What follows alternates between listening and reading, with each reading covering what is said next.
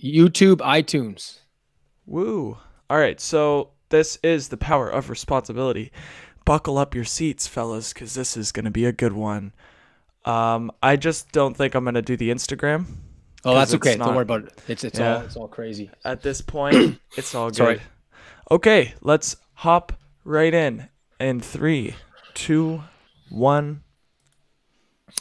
Leaders and healers, gamers and claimers, ladies and gentlemen from around the universe, welcome to the Power, Purpose, and Passion podcast. I am your host, Anthony Cheam, the dream, the Asian sensation. I've never said that before on the show, but I got a pretty high confidence in myself and my ability to serve you and to make a difference in your life. This is a show where we help you claim your power, clarify your purpose, and cultivate your deepest, widest, and highest passions. I am a speaker. I'm a life coach. I'm a trainer. I'm someone who just wants to give, and give. And this is a show where we help you become a better, best, better version, more upgraded version, more updated version of yourself, so you can ultimately be inspired, be more loving, more compassionate, more achieving, more attaining all the aspects of your life, all the software upgrades of your life, so that you can inspire others to do the same and make the world around you better, more loving, more fulfilled, and more joyous along the journey that you're on. Thank you for joining us. Oh my gosh, how you doing today, Cam? I'm such in a good mood today. I got a good rest on the weekend. How you doing, my friend? Doing really good. I also got a good rest on the weekend. And, I'm feeling charged. Today, that is, I woke up at 1 p.m. because I went to Windsor last night and played some music at a bar. It was incredible. People loved it. It was awesome. I love it. And I think it was one of the first times that I've approached a live gig with the idea of giving rather than taking, just wanting to entertain rather than people knowing my name or anything. So I didn't even mention who I was, what kind of music I played, where they can go and listen to it. I just wanted to entertain people, whether they were listening or not. And it's weird because sometimes I feel like I am singing for the biggest crowd ever because it is like the entire universe is listening. If that makes any sense. I don't know. As a musician, like, I'll go to the forest and there's no human being around, but I still feel like I am playing for the world. Yeah. And it was a good night last night. I'm doing really well. That's a great experience, man. Just to give for the sake of giving without any thought of return. That is awesome. And you know what? That's a good segue into our topic of the show today. And we're gonna blast this out in 10 minutes or less, just because I think less is better when it comes to this topic, because it's probably what I like to call the most important component in evolving to the most mature human being that you can possibly mature to. What I mean by that is simply this: responsibility. The first R, I teach something called the 4 R's. The first R is responsibility. The second R is resourcefulness. The third R is rituals. And the fourth R is R plus R plus R equals results. And if you want results in your life, that first R has to be in place. You got to be able to say, I'm taking 100% responsibility for the results I wish to produce in my life. I'm taking 100% responsibility for how I respond to life, whatever shows up in my life, and everything is serving my evolution. That takes responsibility. You got to take responsibility for your attitude. You got to take responsibility for studying if you're in school, for the money that you make and what you do with the money that you make. You got to take 100% responsibility for your relationships, 100% responsibility for your health, for the money that you want to invest, for your spiritual life, for your relationships, every aspect of your life. You want to take 100% responsibility, and almost feel like it's not someone's not going to help you, but that you are basically responsible. No one's going to, as an example, no one's going to write your book.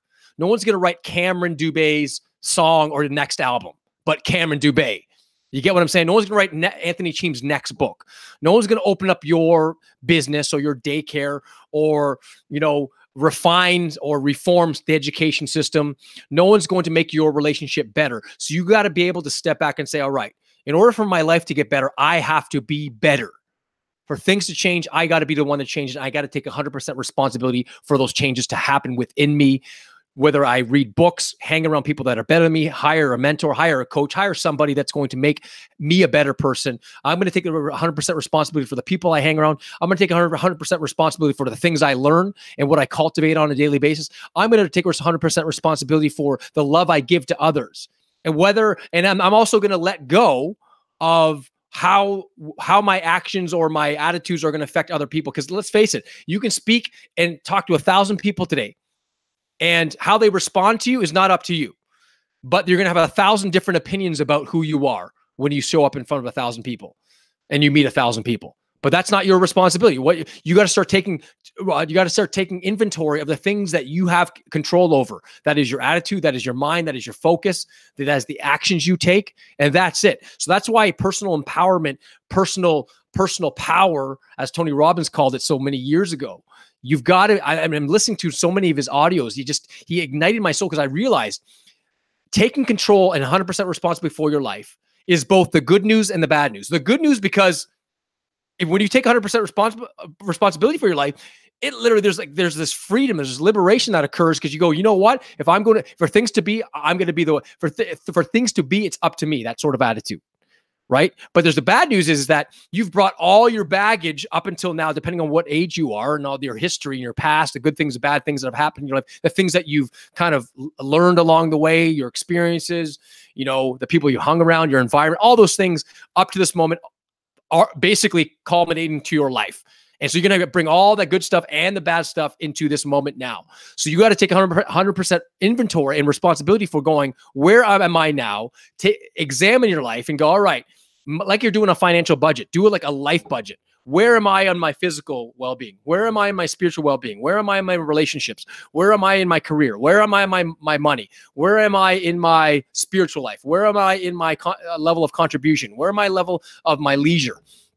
And literally from 0 to 10, grade each area and go, all right, from 0 to 10, here I am. From 0 to 10, here I am. And just grade it and be brutally honest and go, all right, in which area do I need to work on the most?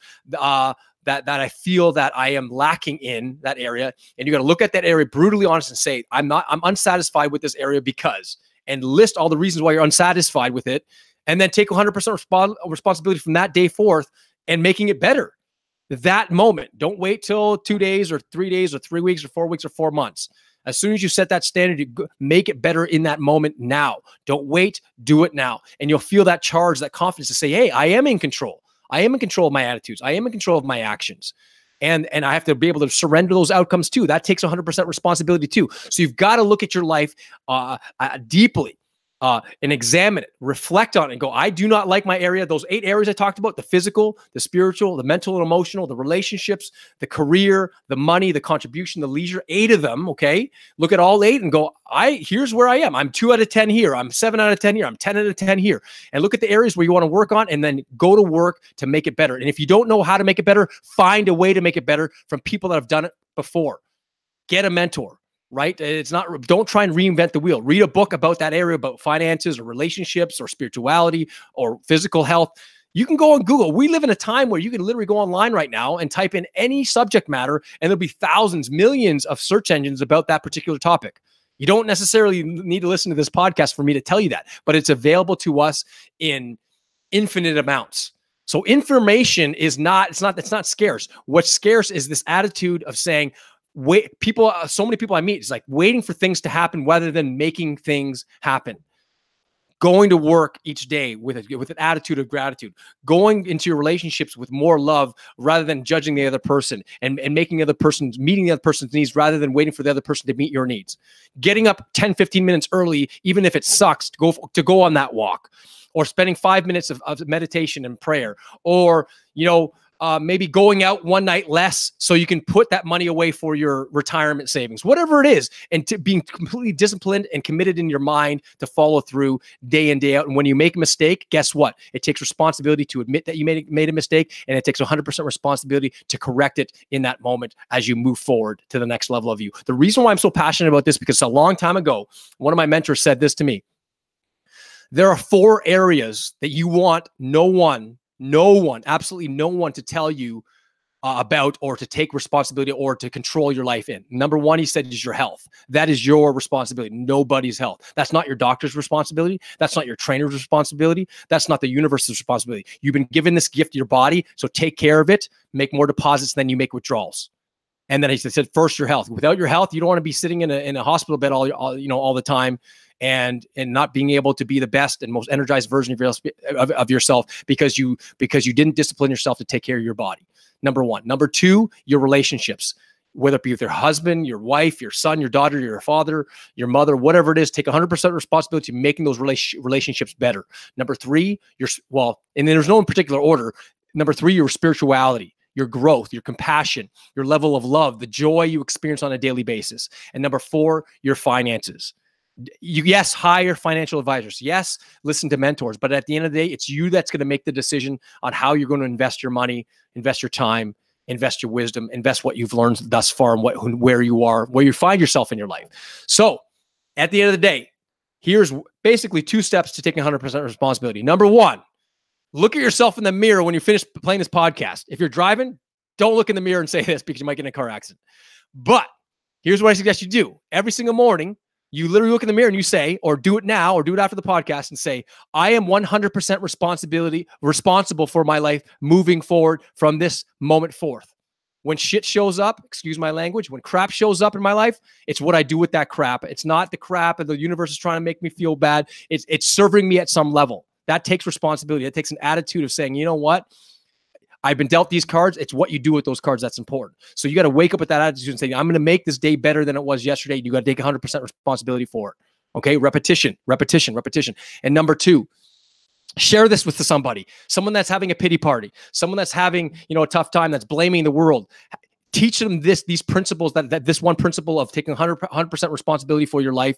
Teach them this, inspire them, maybe encourage them, maybe motivate them, inspire them to take 100% responsibility, that they don't have to play the victim. That is a choice. That if you're a victim, that is a choice. Trust me, I get in my victim modes. I have a pity party once in a while. And guess what I do is I literally lift myself up. I got to take 100% responsibility for that too as well, to lift myself up as well, to make that phone call, to ask someone for help. You don't have to wait. So number 1, wake up saying, do it now, do it after this podcast. Wake up every morning. I'm 100% responsible for the results I wish to produce in my life, for this day, for making it better, for the deposits I'm making to other people's lives. That's it now. If the buck's got to stop here, if it's to be, it's up to me. And that's the attitude you got to bring. And number 2, help someone come up with that conclusion as well. Either share this podcast with them, give them an insight, inspire them, because that's what life's all about.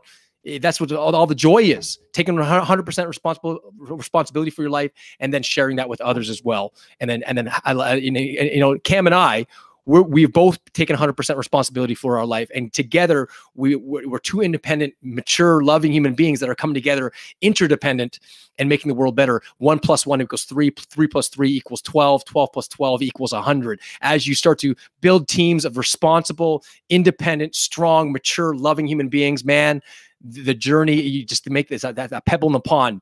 It's ripples and ripples and ripples and ripples. And then all of a sudden you're dropping thousands of petals in the ocean, and it's just making these waves of creation and joy and happiness around the world. So to your continued upgrade and evolution, Cam, do you want to say anything else before I conclude this podcast? I'm crying because I yawned. Not okay. Just letting you guys know. No problem. No, it was great. I completely agree. And if more people had that mentality, like you said, the world would be such a loving place, which it already is. Yeah, because we exaggerate the bad. But for sure. But yeah, no, I'm really excited for just everything. I say that a lot because I just am pumped. But you are. Always. Yeah. But no, I agree. I've taken 100% responsibility because, like, I was talking to a friend yesterday, and they were talking about how proactive I am when it comes to these little things, like, oh, I'm sad and blah, blah, blah. Most people are like, oh, why me? Why did this have to happen? And they just, like, you get in the victim mentality. For me, it's like I just, I created a nasty dish. It's not my fault. I'll fix it. I'll throw it out and make a better one.